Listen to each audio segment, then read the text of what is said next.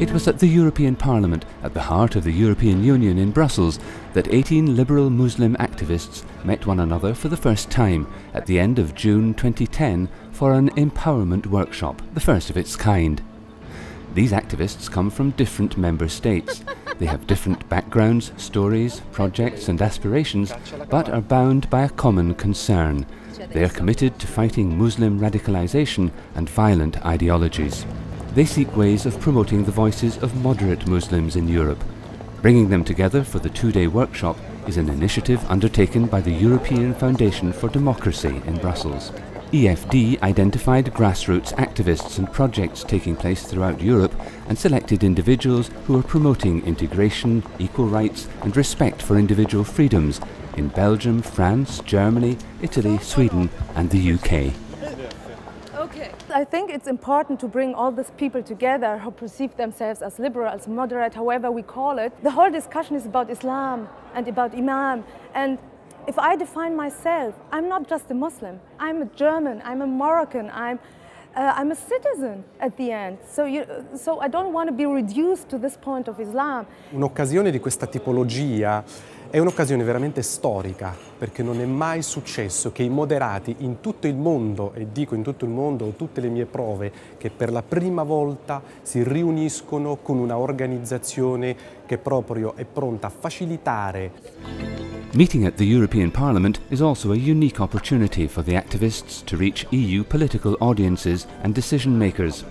EFD organised meetings with members of the European Parliament from their respective countries, encouraging them to share their personal experiences and projects and lobby the MEPs to support their specific issues and activities. At the workshop in Brussels, many of the participants also hope to learn about existing EU policies that may support their activities and about other opportunities that may be available from the EU to provide financial assistance and general support. So coming here is very much about learning, it's about engaging with the EU members of Parliament from Britain and actually holding them to account about what is happening to British-born subjects like me and across Europe.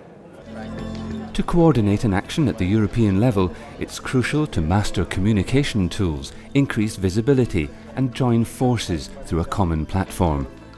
Sessions of the workshop were dedicated to understanding new media, outlining messages and strategies to counter Islamist ideologies that are too often hijacking the debate. They're so keen to become engaged. I'm very positive that we're going to help them. We as a European Foundation for Democracy can play a crucial role because we're not activists, but we can facilitate, we can help them becoming activists and using all possible tools available for communicating to political audiences or to the media.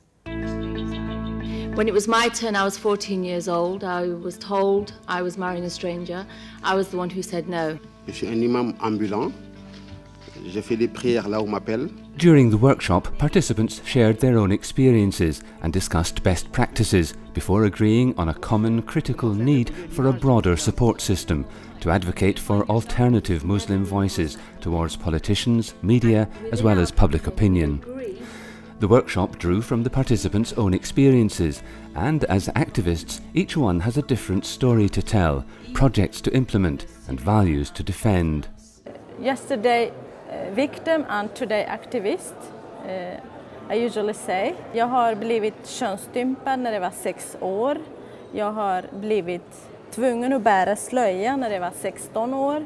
Jag var nära till döden av min egen bror med ett stort Kalashnikov riktat med mitt huvud av min bror för att gifta bort mig till någon som jag hade aldrig träffat innan när jag var 17 år. J'ai eu énormément de demandes d'aide, énormément de témoignages de femmes qui ont vécu la même chose que moi, des garçons qui ont vécu la même chose que moi, parce qu'on parle beaucoup de femmes qui ont été mariées de force, mais il y a beaucoup de garçons aussi. Et donc j'ai décidé de fonder une association parce que à l'époque, je cherchais après une association, je cherchais après un organisme pour me venir en aide. Je ne l'ai pas trouvé. Empowerment at the European level is key for these activists to establish a broader, more inclusive support base for them in their fight against increasing radicalization among Muslim communities in Europe. These leaders of today and tomorrow, committed to cooperating together, are ready to act to ensure that this first workshop is the first phase of creating a network of like-minded pro-democracy Muslims.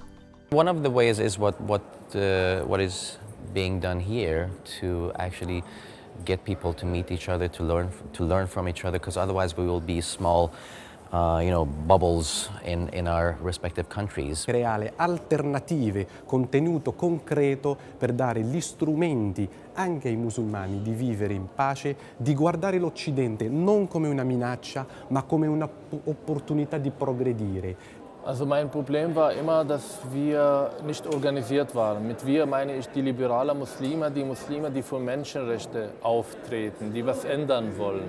Es gibt immer Einzelne, die diese Arbeit leisten, aber wir sind nicht organisiert. Ich hoffe, das ist heute der erste Schritt, dass wir anfangen damit, dass wir uns organisieren, dass wir unsere Stimme und Bewegung ein bisschen stärker und organisierter machen. All of the participants expressed a need for creating a network. They all requested, demanded almost, that a day like today is not just a one-off, but that there is a follow-up. There's absolutely a need for a network. Already this morning I've heard people talk about the kind of things that I address in the UK. Very often you can feel very isolated, like you're the only one fighting this fight, when actually we are all doing it across Europe, and there are some commonalities in terms of the barriers that we all share. So there is a need to have a continued network, but more importantly, a continued dialogue with the EU on these issues. So I really hope after these next 2 days it doesn't stop. In fact, we need to build on what we find. The emerging network, with the support of the European Foundation for Democracy, is ready to set in motion the first concrete actions at the European level, beginning with the creation of the first European-wide toll-free hotline and support programme for individuals threatened with honour-related crimes.